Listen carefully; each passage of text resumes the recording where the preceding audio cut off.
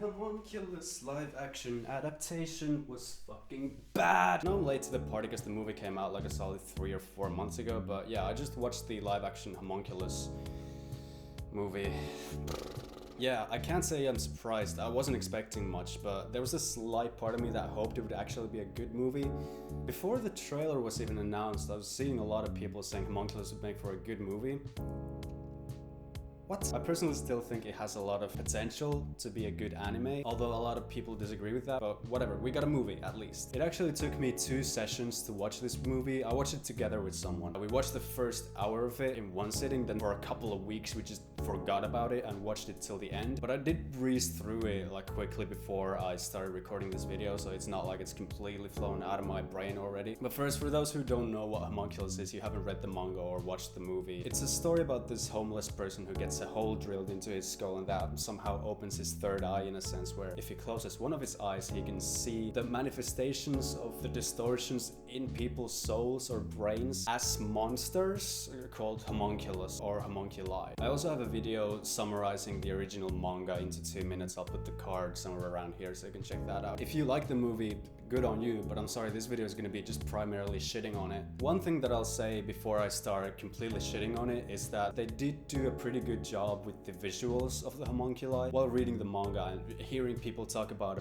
possible live action remake or that Homunculus would make for a good live action film, I couldn't imagine the Ito fish thing and the water fish thing actually working, but they did a pretty good job with that. And the scene where Nakashi originally encounters the homunculi, where like trash flies into his eye. I saw a good post on Reddit. Someone made a comparison of the movie scene and the manga panels. I'll put that like somewhere around here, and I'll credit the user. I'll put the username here. I can't remember it right now. The visuals were better than I expected. That's one good thing I have to say about it. But let me pull out my phone. I have a list of things that I disliked. Because the first thing I've written down here is acting bad. This is one of those things where I know fuck all about making movies. I know fuck all about acting. I was in drama class when I was in middle school, so I don't know if the acting was necessarily bad or if it was just really poorly directed. Shit was really awkward. The characters didn't feel real in the slightest, in my opinion. And once Nakashi gains his power and he just starts examining people with it, the stare downs when Nakashi is doing his thing are just fucking stupid. Like the fact that, for example, the Yakuza leader doesn't do anything while Nakashi's just fucking up in his face like this.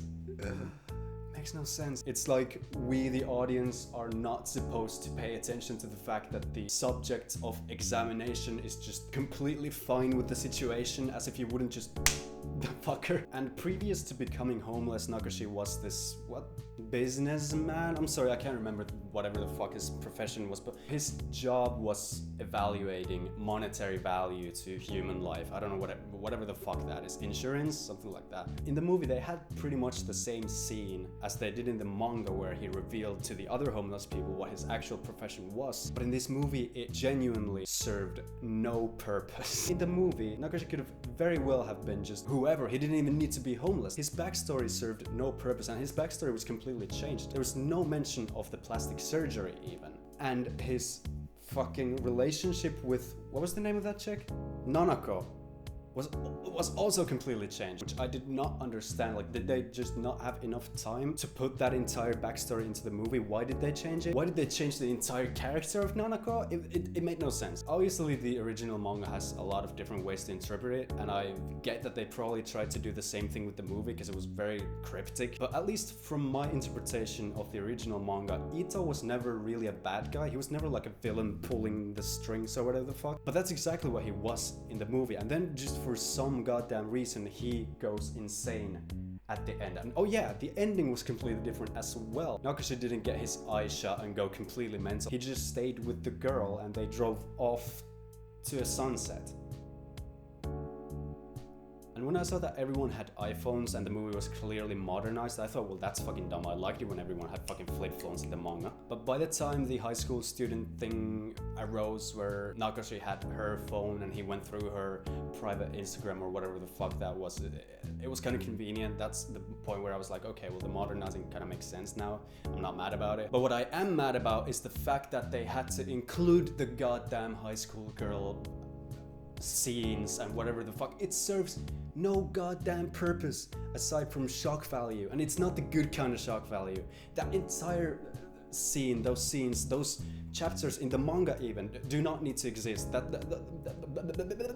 Like fuck that. Why did they include that and change the ending completely? They could have, instead of including the high school girl thing, they could have come up with something new. I would have been completely fine with that. Or instead of doing that, just introduce Nanako earlier and do that story the way it happened in the manga, you know? Just side note, I feel like I'm gonna fucking stop reading seinen manga anytime now, because I keep seeing these goddamn scenes in every fucking series I read, and I'm getting tired of it. I'm gonna become a fucking Shonen Jump weekly channel soon. Fuck this. And I'm currently reading Berserk, so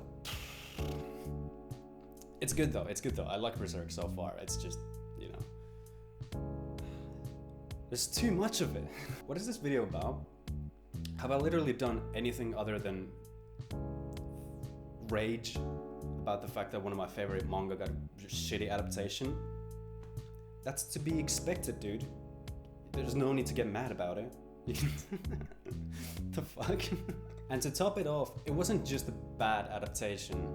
It was a bad movie. Like I mentioned, I watched it together with someone, and they've never read the original manga. And after we were finished, I said, well, that was a shitty adaptation. Do you think it was a good movie? They said, absolutely fucking not. It's unfortunate. It's just bad all around. And I honestly, I don't want to like just jump in here and shit on a movie this hard, because I know that a lot of time went into it, a lot of passion definitely went into it, but you know. And if you enjoyed it, honestly, good for you. I don't really have anything else to say about it. I'm not a movie critic, like I said. I'm not a fucking expert at this. I'm just a dude who likes the original manga and made, at least in my world, a rather successful video about it. So I feel like I want to do another one about this movie, and this is just kind of it. This is my thoughts pretty much off the top of my head. And yeah. What the fuck?